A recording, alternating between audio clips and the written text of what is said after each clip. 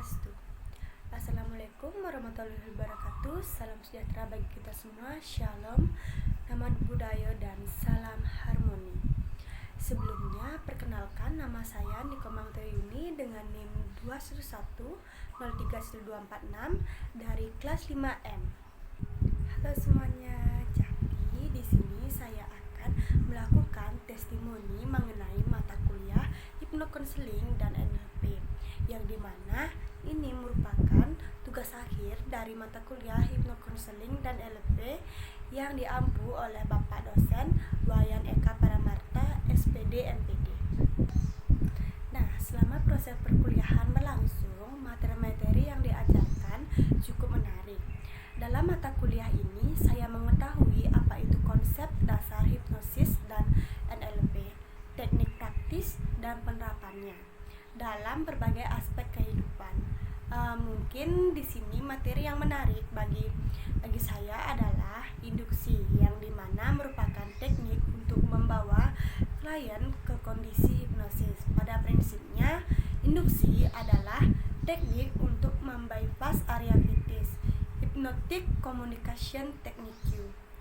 Yang pertama itu ada authoritarian, yang dimana bersifat perintah atau memerintah. Ini diterapkan pada klien yang dianggap memiliki kepatuhan yang tinggi dan sugestif. Yang kedua ada permisif, yang bersifat ajakan, diterapkan pada klien yang menganggap dirinya sama tinggi dengan sang hipnotis. Bagaimana sih perasaan kita saat kondisi hipnosis? Ada yang tahu?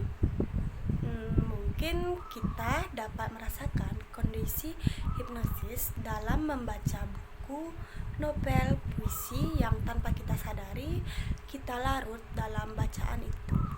Nah, begitu juga saat mengendarai mobil dan kendaraan. Kalau kita sudah terbiasa, maka tangan dan kaki kita akan otomatis melakukan fungsinya tanpa memikirkannya lagi. Nah, menonton televisi, film kesukaan, tanpa kita sadari kita terhanyut. Pada dasarnya semua pernah mengalami kondisi hipnosis karena kondisi ini adalah sebuah fenomena alami yang terjadi saat aktivitas otak kita berada di gelombang alfa dan theta. Nah, gelombang ini sama dengan saat melakukan meditasi dengan kuyup, terpana melihat sesuatu, terhanyut dalam membaca novel juga bisa, melamun dan sebagainya. Nah, selain itu, materi yang selanjutnya adalah deafening, yang dimana teknik deafening ini pada proses hipnosis maupun hipnoterapi bertujuan untuk memperdalam ataupun mempertahankan kondisi klien pada gelombang otak alfa atau theta bahkan delta. Kondisi kesadaran klien akan berpindah dari kondisi delta menuju kondisi alfa atau theta melalui teknik induksi. Nah, guna memperdalam kesadaran klien serta mempertahankan kondisi alfa atau theta, maka kita membutuhkan selanjutnya kita akan mempelajari apa itu NLP. Jadi, NLP singkatan dari Neuro Linguistic Programming, yang dimana neuro adalah ilmu yang digunakan sebagai salah satu cara untuk mengorganisasikan suatu kehidupan, pikiran, dan mental manusia. Linguistik adalah berkaitan dengan penggunaan bahasa untuk menciptakan suatu makna yang sangat berpengaruh terhadap kehidupan, baik itu tulisan maupun dengan menggunakan bahasa tubuh. Nah, dan yang terakhir adalah programming, suatu urutan proses mental yang memiliki pengaruh terhadap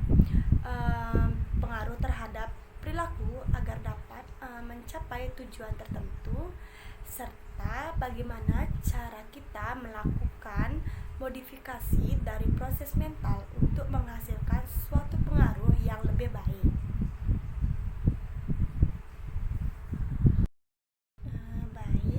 Jadi di sini yang saya baca dari e-learning sebagai testimoni pada materi NLP. Jadi ada beberapa teknik yang sempat saya baca dan tonton dari video yang telah ada di e-learning. Nah, yang dimana ada teknik afirmasi adalah teknik afirmasi ini merupakan campuran dari pernyataan misi, pernyataan keyakinan, dan pernyataan komitmen. Jika diatur dengan benar, mereka sangat memotivasi dan bertindak untuk memfokuskan kembali ketika Anda keluar jalur. Nah, di sini ada 4 aturan sederhana untuk membuat afirmasi yang sangat berguna. Yang pertama itu ada tetapkan arah bukan tujuan. Yang kedua ada jadikan itu sebagai arah pembelajaran bukan arah kinerja. Yang ketiga ada kembangkan dan sempurnakan agar benar-benar memotivasi dan menarik. Yang keempat dan sekaligus ini terakhir, jangan menciptakan keyakinan palsu, perkuat sesuatu yang ada dan yakini. Selanjutnya ada teknik modeling, yang dimana teknik ini biasanya disukai oleh anak-anak. Anak-anak kecil biasanya sangat piawai saat melakukan hal seperti teknik modeling dalam NLP ini. Mereka dapat meniru apa yang mereka lihat dengan sangat cepat. Uniknya, semakin banyak contoh yang dapat dari orang tua, maka ia akan terbentuk seperti orang tuanya. Apabila orang tua anak tersebut memperlakukan anaknya dengan penuh cinta, mungkin anak tersebut akan mengkopi sifat orang tuanya. Sebaliknya, jika seorang anak selalu mendapat contohnya marah-marah dari orang tuanya, maka ia akan menduplikasi hal tersebut dan mengikuti apa yang dibilang oleh orang tuanya. Nah, dari analogi anak tersebut, kita mestinya sudah paham bahwa aplikasi teknik modeling dan dalam NLP bisa sangat powerful. Apabila Anda ingin mengubah nasib atau diri Anda, maka seperti yang anak kecil tersebut lakukan, sekali-sekali kita tidak boleh mempraktikkan apa yang kita dapatkan dan kita tiru oleh orang tua kita sendiri. Sebaiknya sebagai orang tua, kita harus mencontohkan yang baik-baik kepada anak kita supaya tidak ditiru oleh mereka.